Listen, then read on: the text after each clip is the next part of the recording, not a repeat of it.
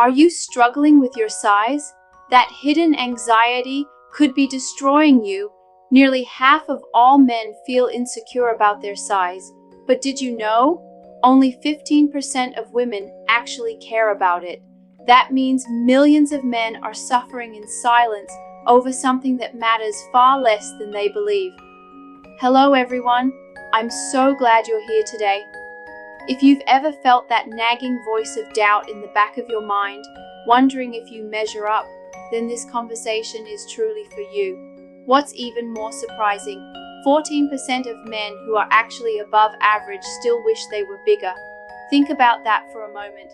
Men who have absolutely no reason to feel insecure are still haunted by comparison and self-doubt. Today, we're going to explore something that affects the confidence and happiness of countless men, yet rarely gets discussed openly. The hidden psychology behind size insecurity and what science really tells us about satisfaction in intimate relationships. And stick around, what I'll share toward the end might completely change how you think about masculinity and confidence. It's something even many doctors overlooked for years. The hidden epidemic that's destroying men's confidence. Let me tell you about Robert, a 72-year-old retired teacher from Ohio. Robert had been married to his wife Sarah for over 40 years, and by all accounts, they had a loving, fulfilling relationship. But there was something eating away at Robert, something he'd carried with him since he was a teenager. You see, when Robert was 17, he overheard a crude joke in his high school locker room. One boy was bragging about his size, claiming that real men were supposed to be a certain way. That single moment planted a seed of doubt in Robert's mind that grew for over 50 years. Even though Sarah never once complained, even though their intimate life had always been satisfying, Robert couldn't shake the feeling that he wasn't enough. Here's what's truly heartbreaking about Robert's story. He spent decades worrying about something that was completely normal. When he finally worked up the courage to speak with his doctor during a routine checkup, he discovered that not only was he perfectly average, but that his concerns had been based on a complete misunderstanding of what normal actually means. Robert's story isn't unique. In fact, it's tragically common. A groundbreaking study involving over 50,000 men and women revealed something that should make every man in America pause and think. Nearly half of all men, that's 46%, reported feeling unhappy with their size. Think about that for a moment. Almost 1 out of every 2 men you pass on the street carries this burden of inadequacy. But here's where the story takes an unexpected turn. When researchers asked the female partners of these same men about their satisfaction, only 15% expressed any concern about size at all. Let me say that again. While nearly half of men were worried sick about this issue, only 15% of women even saw it as a problem. This reveals something profound about the difference between perception and reality. While men torture themselves with comparisons and measurements, the very people they're trying to please simply don't share these concerns. It's like spending your entire life worried about the color of your shoes, while everyone around you is focused on the warmth of your smile. But the most surprising discovery from this research was yet to come. Even among men who measured above average, men who had absolutely no reason to feel insecure, 14% still wished they were larger.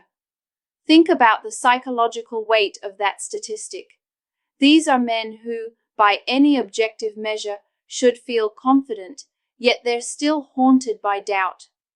What's happening here goes far beyond simple insecurity. It speaks to a fundamental disconnect between reality and the stories we tell ourselves about our worth as men. Before we go deeper, let me ask you something. Have you ever walked into a room and immediately felt out of place, even though you belonged there just as much as anyone else? Sometimes our environment shapes our perception in ways that have nothing to do with who we really are. Picture yourself standing in the middle of a professional basketball court, surrounded by athletes who tower over 7 feet tall. No matter how tall you are in everyday life, whether you're 5'8" or 6'2", in that moment you would feel incredibly small. Your height hasn't changed, but your perspective has been completely distorted by your surroundings. The moment you step off that court and walk down Main Street in your hometown, everything shifts. Suddenly, you realize that most people around you are much closer to your height. That overwhelming feeling of being too small simply vanishes because you're back in the real world, not an artificial environment designed for extremes. This is exactly what happens when men compare themselves to what they see in adult entertainment. The performers in these films are selected specifically because they represent statistical outliers, the equivalent of those 7-foot basketball players. They're chosen precisely because they're unusual, not because they represent what's normal or even what's preferred. Yet somehow, these extreme examples have become the measuring stick by which ordinary men judge themselves. It's like comparing your daily commute to a Formula One race and feeling inadequate because your Honda Civic can't reach 200 miles per hour. David, a 68-year-old veteran from Texas, spent 30 years of his marriage feeling inadequate because of a single adult film he'd seen as a young man. That one exposure created a standard in his mind that haunted him for decades. When he finally opened up to his wife Margaret about his insecurities, she was genuinely confused. She couldn't understand why he'd been so hard on himself when, from her perspective, their intimate life had always been wonderful. Margaret's response reveals something crucial: the gap between what men think women want and what women actually value. While David had been focused on measurements and comparisons, Margaret had been appreciating his tenderness, his attention to her needs, and the emotional connection they shared. This brings us to a scientific discovery that might completely change how you think about this entire issue: the science that shatters the size myth. Here's something most people never learn in health class, yet it's fundamental to understanding human intimacy. The female anatomy contains a remarkable truth that demolishes the entire foundation of size anxiety. The highest concentration of nerve endings in the vagina is located in the first few centimeters, particularly around the area near the clitoris. This region contains thousands of sensitive nerve fibers that respond to touch, pressure, and movement. Meanwhile, the deeper portions of the vaginal canal have far fewer nerve endings. They're more like the sensitivity you might feel in your internal organs, such as your stomach or intestines. What does this mean in practical terms?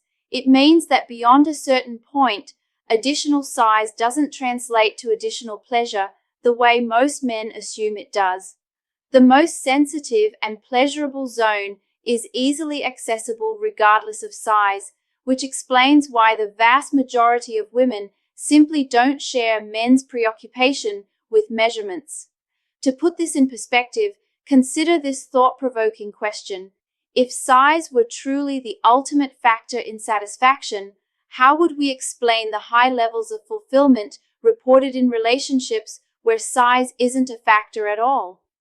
Studies consistently show that couples across all orientations and circumstances report satisfaction based on factors like emotional connection, communication, attentiveness, and mutual care, not physical measurements. Dr. Helen Martinez, a relationship therapist who has worked with couples for over 25 years, puts it this way: in 30 years of practice, I've counseled thousands of couples about intimacy issues. Size concerns are brought up almost exclusively by men, never by their female partners.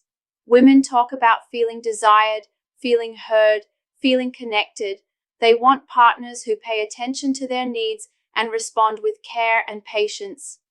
This insight should be liberating, yet many men continue to struggle with doubt. Why? Because the anxiety isn't really about anatomy, it's about self-worth, masculinity, and the stories we've been told about what makes a man valuable. Now I want to share something with you that might feel uncomfortable, but it's important we address it openly and honestly. Sometimes, what starts as simple insecurity can develop into something more serious, a condition that mental health professionals call body dysmorphic disorder. Think about someone you might know who looks in the mirror and sees themselves as overweight, even though they're actually quite thin. Their perception becomes so distorted that no amount of reassurance can convince them otherwise. They might avoid social situations, refuse to eat, or engage in harmful behaviors because their mind has convinced them that something is terribly wrong with their body. The same thing can happen to men regarding size.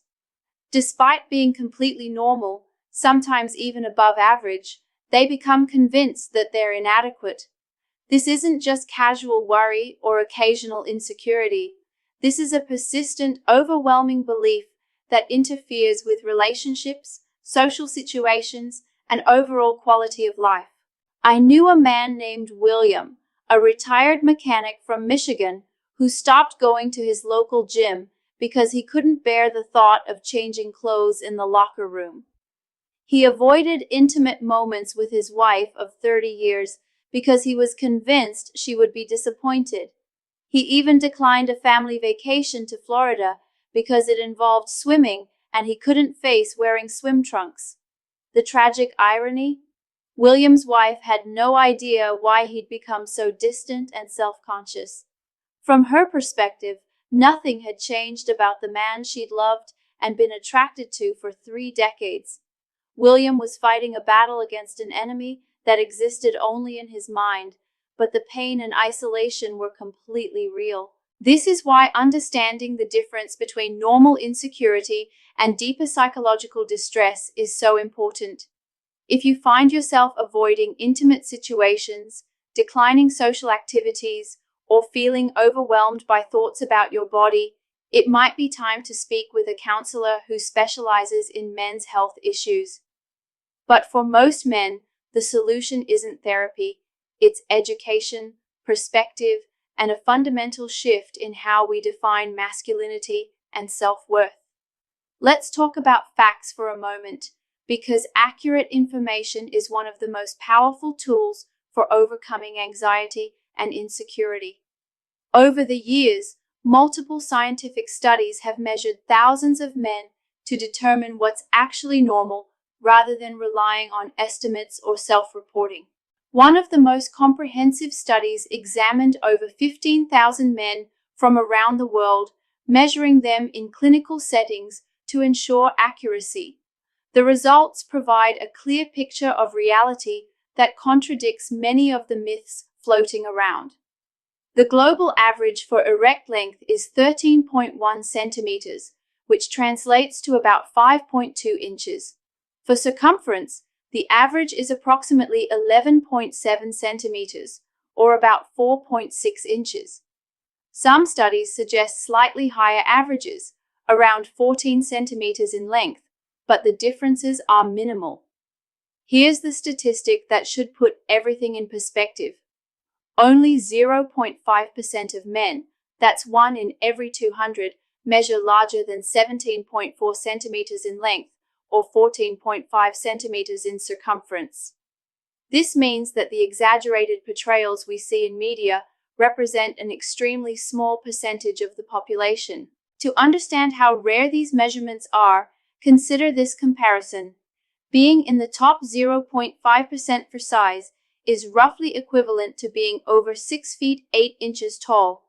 You wouldn't walk through life feeling inadequate about your height just because you're not nearly 7 feet tall, yet many men torture themselves for not matching similarly extreme standards.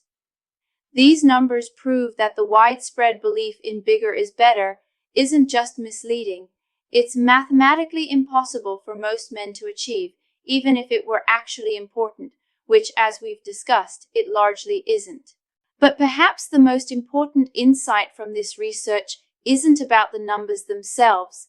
It's about the enormous gap between what men think is normal and what actually is normal. When researchers asked men to estimate the average size, most guessed measurements that were significantly higher than reality. This suggests that our perception of normal has been distorted by selective exposure to extreme examples. Here's something that happens to almost every man at some point, yet few ever talk about it openly. You step out of a warm shower on a cold morning, and as you reach for your towel, you glance down and notice that things look different, smaller. Your immediate reaction might be alarm, worry, or that familiar pang of insecurity.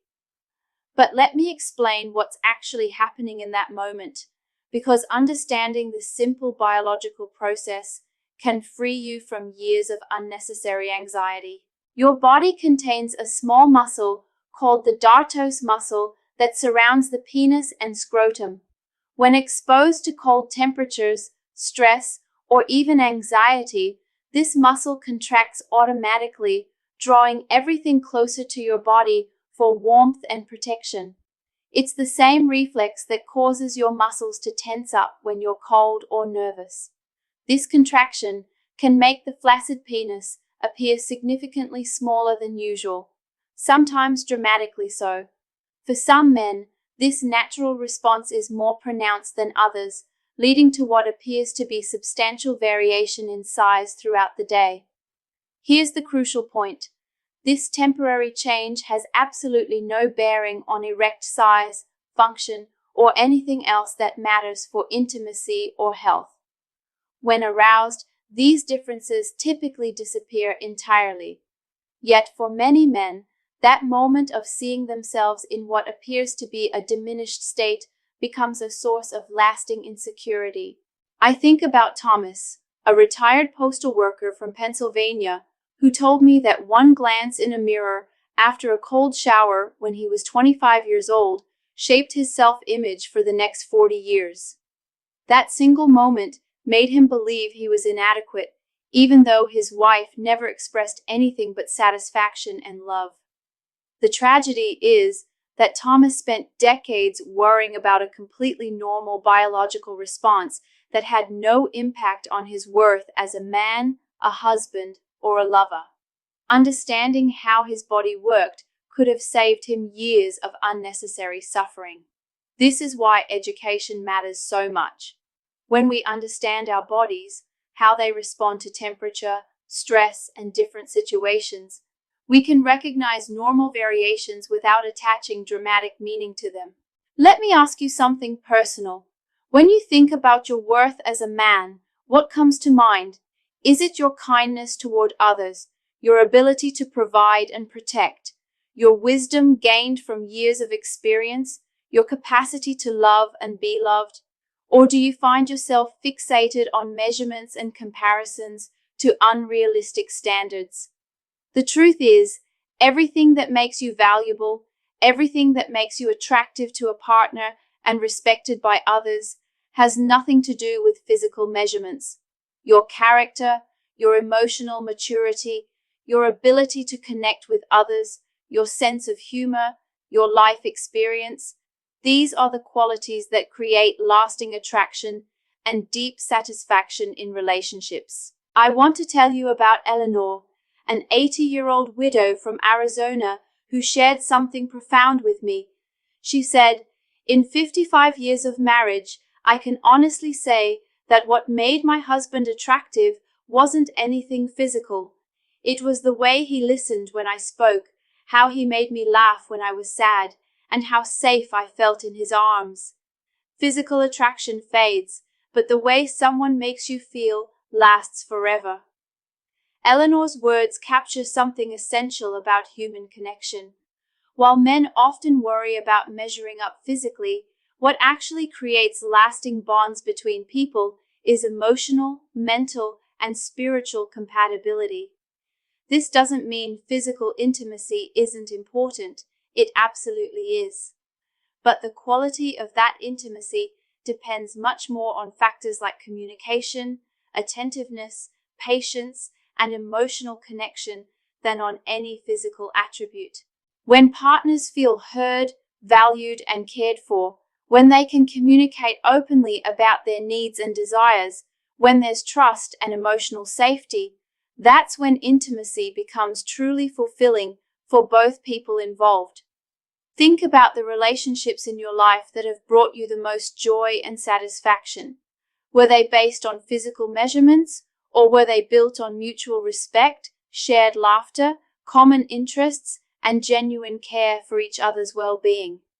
If you've made it this far in our conversation, you've already taken the most important step, choosing to confront insecurities with knowledge rather than hiding from them in shame. That takes courage, and it's the foundation of real change. But knowing the facts is just the beginning.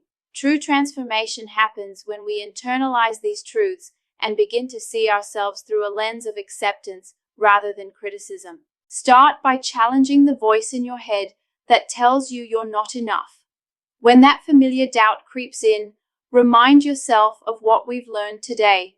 Remember that nearly half of all men share these concerns, that the standards you're comparing yourself to represent statistical outliers, and that the people who matter most in your life value you for reasons that have nothing to do with measurements.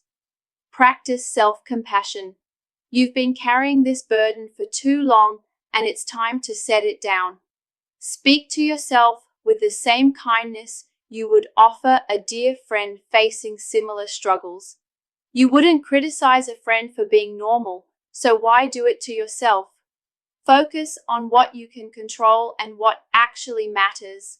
Invest your energy in being a better partner, a more attentive lover, a kinder person. Work on your emotional intelligence, your communication skills, your ability to create intimacy through connection rather than performance. If you're in a relationship, consider having an honest conversation with your partner about your insecurities. You might be surprised to discover that they've never shared your concerns and that your vulnerability actually strengthens your bond. And remember, if these feelings are overwhelming or interfering with your life and relationships, there's no shame in seeking professional help. Therapists who specialize in men's issues can provide tools and strategies for overcoming body image concerns and building healthy self-esteem. Conclusion. As we come to the end of our time together today, I want you to remember something important. The worth of a man isn't measured in inches or centimeters. It's measured in the love he gives, the kindness he shows, the integrity he demonstrates, and the positive impact he has on the lives around him. You are not your insecurities. You are not your doubts. You are not the cruel voice in your head that tells you you're inadequate. You are a complex, valuable human being with unique gifts to offer the world. The research is clear, the science is settled, and the truth is liberating. You are enough, exactly as you are. The people who truly matter in your life see your value, appreciate your qualities, and care about you for reasons that have nothing to do with the fears that have been holding you back. It's time to release those fears. It's time to embrace your worth. It's time to step into the confidence that comes from understanding the truth about yourself and your value as a man. Have you ever experienced something similar to what we've discussed today? Have you carried insecurities that, in hindsight, were based more on perception than reality? I'd love to hear your thoughts and experiences in the comments below. Your story might be exactly what another man needs to hear to begin his own journey towards self-acceptance. Thank you for spending this time with me today. Remember, you are valued, you are enough, and you deserve to live with confidence and peace. I'll see you in the next video, and until then, take good care of yourself.